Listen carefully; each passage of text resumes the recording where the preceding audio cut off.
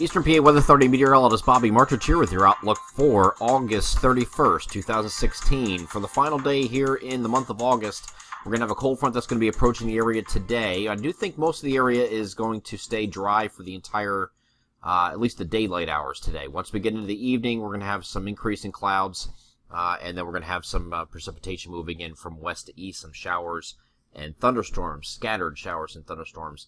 Here's a look at late in the evening on the global models. As we get into the overnight period, though, we have the showers and thunderstorms moving through. This is not going to be a tremendous amount of rain here. We're only talking maybe a couple tenths of an inch of rain for most areas, maybe a little bit higher in thunderstorms, but we do have that moving through the overnight hours and then lasting into early Thursday morning. Thursday morning is going to be still plenty of clouds around, still a few leftover showers, and then we're going to have improving conditions as we get through the afternoon with some decreasing clouds as we head throughout the day. Let's go over to the NAM and take a look at what that's doing. NAM's a little bit faster with this precip getting in here a little sooner. This is looking at 5 p.m. on Wednesday, and you see our western counties are just starting to get into it at this point, which isn't too far off. It might be only slightly fast. Here's 8 p.m., and it starts really getting moving a little bit further east here at this point and getting more people into the activity.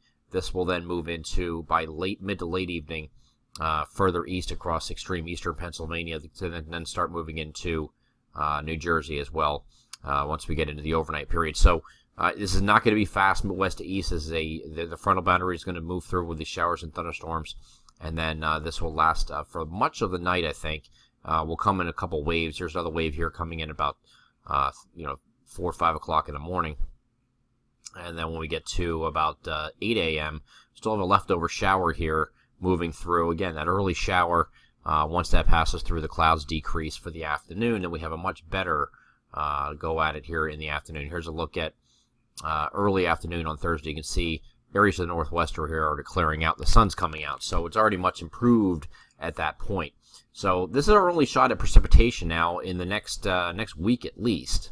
Okay, so we have not very much to really speak of here. The only thing that would mess that up will be any tropical activity that decides to come up into our latitude. Right now, that is not the case. But we're going to take it a little bit forward here from this point. You can see a landfalling tropical system that will be, this is now currently Tropical Depression 9, is expected to become Tropical Storm Hermine, and then maybe even Hurricane Hermine before it hits landfall somewhere in the eastern panhandle of Florida, or the Big Bend of Florida. It is then expected to track over or near Savannah, Georgia. Okay, and that's shown right here. And then kind of parallel the coast here, maybe going over the eastern, either just offshore, off the coast here, which is probably more likely, or maybe a little bit further west inland along these shore points. But either way, anywhere from Savannah, Georgia, up through Myrtle Beach and into up to Hatteras and the Outer Banks here is going to be hammered pretty good with this system here, whether it's a strong tropical storm upon reemergence and getting back over this Gulf Stream, or it does in fact become a hurricane. Now in our area, the only area, again, I'm really concerned about in our area is anywhere from up here in the Sandy Hook area of New Jersey all the way down through Cape May, and, of course, Delaware Bay, all the Delaware beaches, and all the way down to Ocean City, Maryland, which is down here in this area. So these areas are the ones I'm concerned about. So we got to watch, especially the far southern areas here. We're going to have to watch for, any movement further northwest here. We're going to have to start worrying here. I do think we're going to have an increased surf. We're definitely going to have some pretty good waves out of this. But we'll have to keep an eye on this closely for any shifts in track or anything like that, because this system here is expected to come pretty close here. So just being in this position, you have a wind flow around this like this, of course, and that's all coming in. It's an onshore flow coming right out of the northeast, and that's going to be some pretty stiff winds, even though you're not getting any precipitation. So it could be some clouds. And this is now looking at Friday night, Saturday time frame. This is Friday night, so this is where it's the point of where it's going to be its closest. Friday night, early Saturday. So these winds are going to be coming in pretty good from the northeast. Some pretty good gusts as well. High pressure up to the north here is what's going to keep this, we think, out to sea. We're going to have to keep this on a close monitor here, because there are some models that are indicating something goofy going on up in this area here where it comes up into that area, then of course we'll have to worry about some coastal impacts if that does in fact occur. But that is not the likely solution right now, so I don't want to get anybody upset or worried or thinking they have to cancel beach plans down to the Jersey Shore or Delaware or Ocean City, Maryland. I will be in Ocean City, Maryland this weekend. Come hell or high water, I'll be down there. So I hate to say it that way, but I'll be down there filming or something. I'm going to be down there enjoying it.